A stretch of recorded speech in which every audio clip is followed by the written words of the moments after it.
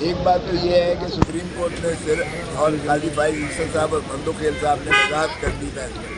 انہوں نے کہا یہ کہنا کہ جی یہ پی ٹی آئی ہمارے پاس نہیں آئی اور پی ٹی آئی کے تو یہ جو آئی نہیں ہے فریق ان کو دینا کیا ہو. تو انہوں نے کہا دیکھیں ہمارے پاس اپیل آئی ہے اور اپیل تسلسل ہوتا ہے تو ہم بنیاد دیکھیں گے.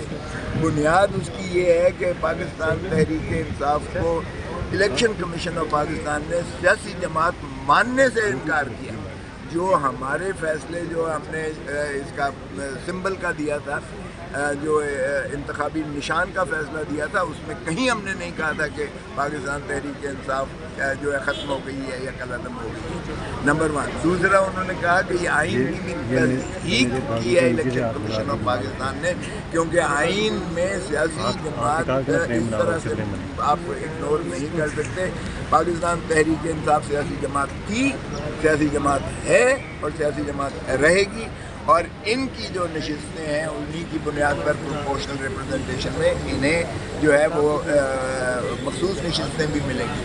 تو اب اس فراڈ کو جو سپریم کورٹ کے 11 ججز نے کہا کہ یہ الیکشن کمیشن کا شاخسانہ ہے، الیکشن کمیشن کا فتنہ اور فساد ہے، اس فتنہ اور فساد کو یہ جو ماشاءاللہ حکومتی یہ کیا کہوں فارم 47 کی ناجائز حکومت اور یہ جو انلیجیٹمیٹ گورنمنٹ ہے، وہ اسے پرپیچویٹ کرنا چاہتی ہے فراڈ کو.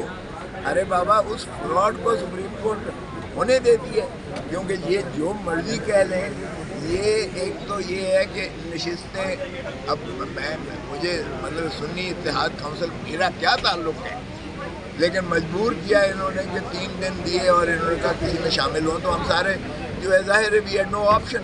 لیکن سپریم کورٹ نے اس کو ریکٹیفائی ریمیڈی وہاں سے کر دی بنیاد سے ابتدا سے. تو اس لیے مجھے تو نوٹیفائی کر دیا سپریم کورٹ نے، 29 لوگوں میں ہوں.